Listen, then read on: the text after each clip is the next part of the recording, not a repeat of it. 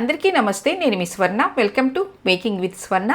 తక్కువ టైంలో సింపుల్గా కుక్కర్లో పావు బాజీ ఎలా చేసుకోవాలో చేసి చూపిస్తానండి. టేస్ట్ మాత్రం చాలా చాలా బాగుంటుంది. మరి లేట్ చేయకుండా ఎలా చేసుకోవాలో చూసేద్దామా? ఫస్ట్ స్టవ్ మీద కుక్కర్ పెట్టుకుని 2 స్పూన్లు బటర్ వేసుకున్న తర్వాత 2 స్పూన్లు ఆయిల్ వేసుకోవాలి. ఇలా బటర్ తోటి ఆయిల్ తోటి చేస్తేనే బాగుంటుందండి.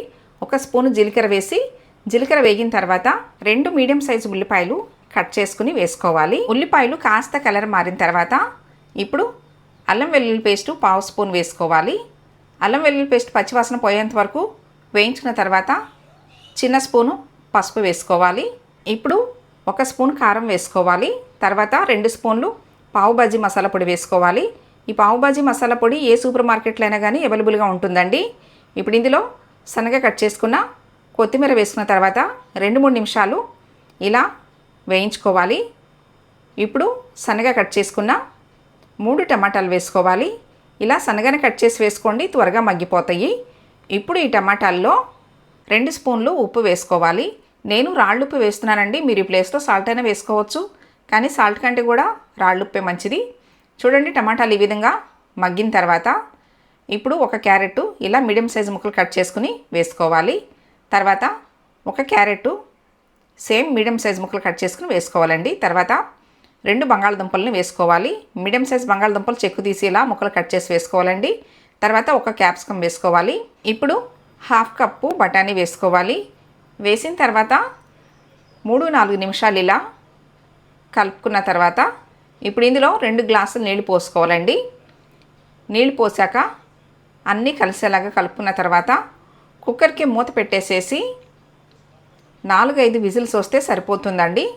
అంటే వెజిటేబుల్స్ అన్నీ కూడా బాగా మెత్తగా ఉడికితేనే బాగుంటుంది. చూడండి, మీకు 5 విజిల్స్ వచ్చిన తర్వాత చూపిస్తున్నాను. ఇప్పుడు స్మాషర్ తోటి ఇలా స్మాష్ చేసుకోవాలి. మరీ మెత్తగా అయితే స్మాష్ చేయకూడదు. మీ దగ్గర స్మాషర్ లేనట్లయితే పప్పు గుత్తితోనైనా కానీ స్మాష్ చేసుకోవచ్చు. చూడండి, ఈ విధంగా స్మాష్ చేసుకోవాలి. తర్వాత స్టవ్ మీద ప్యాన్ పెట్టుకోవాలి. ప్యాన్లో 1 స్పూను ఆయిల్ అలాగే 2 స్పూన్లు బటర్ వేసుకోవాలి. బటర్ కరిగిన తర్వాత ఇప్పుడు ఇందులో 1 స్పూను కసూరి మేతి వేసుకోవాలండి. కసూరి మేతి అనేది స్కిప్ చేయకుండా వేసుకోండి.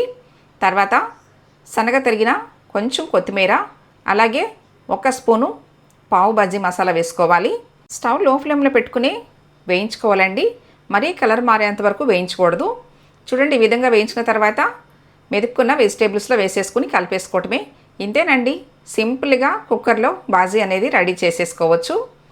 ఇప్పుడు స్టవ్ మీద ప్యాన్ పెట్టి ప్యాన్లో 2 స్పూన్లు బటర్ వేసుకోవాలి. బటర్ కరిగిన తర్వాత కొంచెం కొత్తిమీర అలాగే చిన్న స్పూన్ తోటి పావు బాజీ మసాలా పొడి వేసుకోవాలి. తర్వాత పావు ఇలా మధ్యలోకి కట్ చేసి 2 వైపులా కొంచెం హీట్ చేసుకోవాలండి. పావు రెసిపీ కూడా మన ఛానల్లో ఉంది. ఎవరైనా చూడని వారు ఉంటే ఒకసారి చెక్ చేయండి. చాలా చాలా బాగా వస్తాయండి. ఇంట్లో చేసుకున్నా కానీ చాలా బాగా వస్తాయి.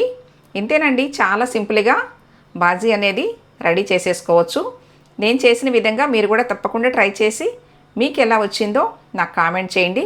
టేస్ట్ మాత్రం నెక్స్ట్ లెవెల్లోనే ఉంటుందండి. నేను చేసి చూపించిన బాజీ రెసిపీ మీకు నచ్చినట్లయితే ఈ వీడియోని తప్పకుండా లైక్ చేయండి. మీ ఫ్రెండ్స్ అండ్ ఫ్యామిలీ మెంబర్స్కి షేర్ చేయండి. ఫస్ట్ టైం నా ఛానల్ చూస్తున్న వాళ్ళు తప్పకుండా సబ్స్క్రైబ్ చేసుకోండి. మరి ఎన్నో టేస్టీ వెరైటీ హెల్తీ రెసిపీస్ మీకు చేసి చూపిస్తానండి. Thanks for watching.